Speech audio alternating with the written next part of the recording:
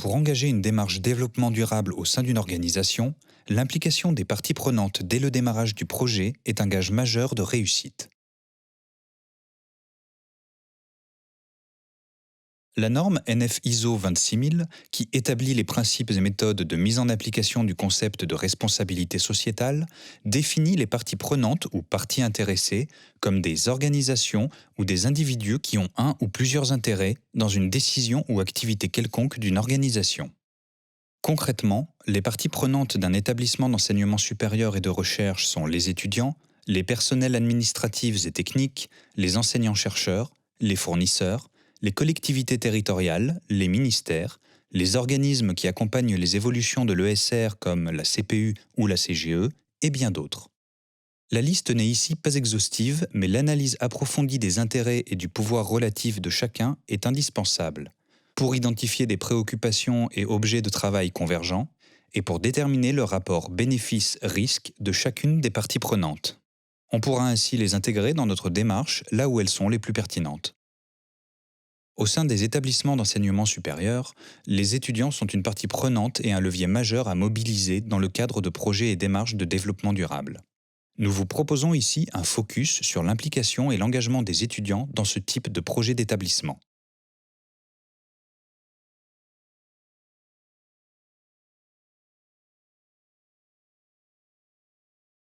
Pour comprendre les attentes et les avis des étudiants face à ces questions-là, le REFED et Avenir Climatique se sont associés pour la première fois en 2008 pour lancer la consultation nationale étudiante. L'idée de cette consultation, c'est vraiment de comprendre comment les étudiants perçoivent le développement durable dans la société, sur les campus et la manière dont eux-mêmes le perçoivent. En 2016, on a lancé la 4e édition de la consultation nationale étudiante et on a recueilli l'avis de plus de 10 500 répondants. L'idée, c'est vraiment de se dire qu'est-ce que les étudiants perçoivent face à ces questions-là, comment ils s'interrogent sur leur avenir climatique.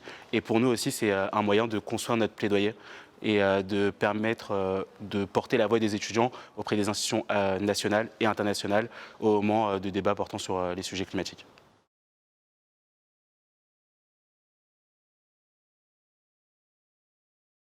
La consultation nationale étudiante, on a décidé d'interroger les étudiants sur le plus gros défi du XXIe siècle selon eux.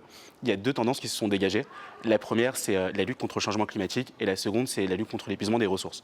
À côté de ça, on a vu aussi que pour les étudiants, ces questions-là ne sont pas suffisamment traitées dans le débat public. Et en plus de ça, selon eux, le campus ne prend pas suffisamment en compte les questions de développement durable dans leur fonctionnement.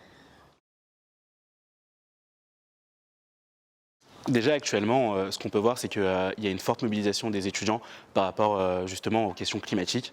À côté de ça, on voit aussi que les étudiants s'engagent dans l'associatif.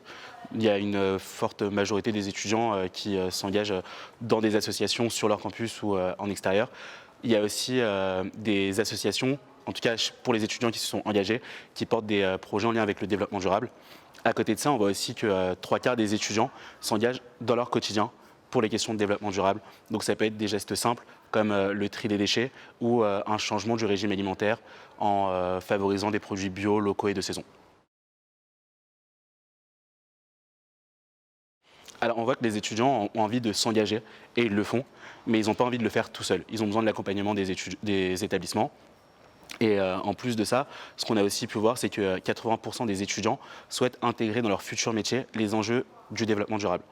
Donc les établissements ont un vrai rôle d'accompagnateur pour les étudiants, pour qu'ils puissent s'engager aujourd'hui et maintenant, que ce soit dans les formations, que ce soit en leur proposant d'intégrer des projets pour rendre les campus plus durables.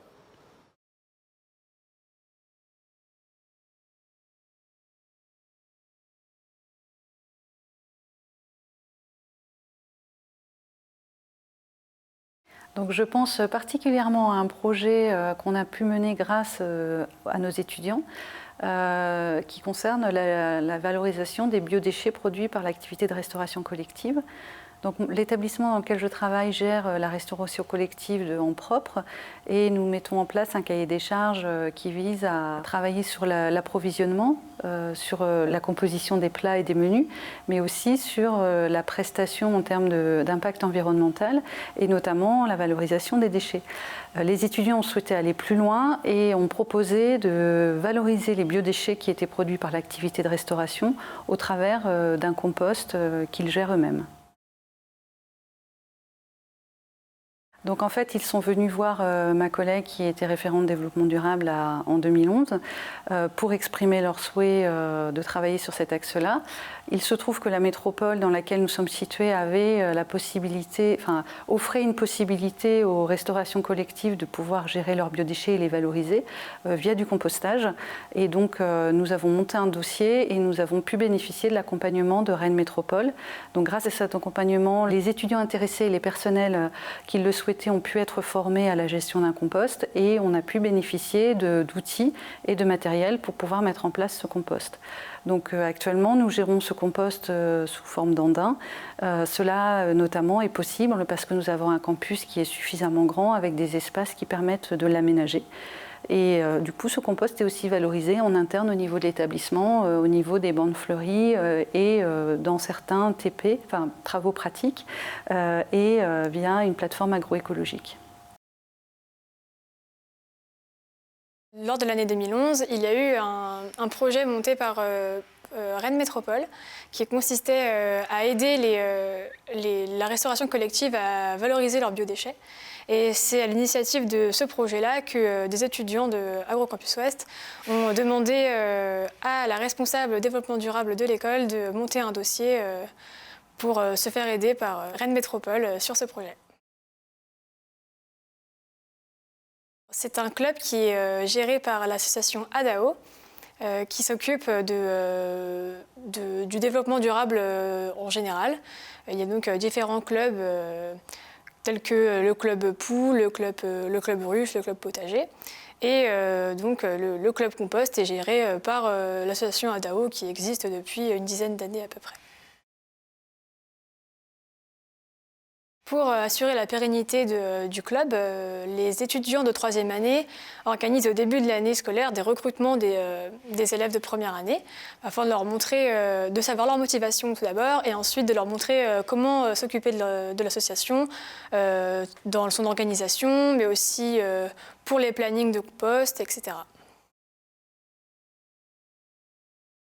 Ce partenariat est une réelle valeur ajoutée pour nous. En effet, il permet aux étudiants de comprendre le fonctionnement d'un système de restauration avec la gestion des déchets, l'implication dans les menus, le gaspillage alimentaire, toutes les différentes facettes de notre métier. Ce partenariat gagnant-gagnant nous permet aussi de leur faire comprendre les différentes problématiques auxquelles nous sommes confrontés en tant que fournisseurs de prestations au quotidien.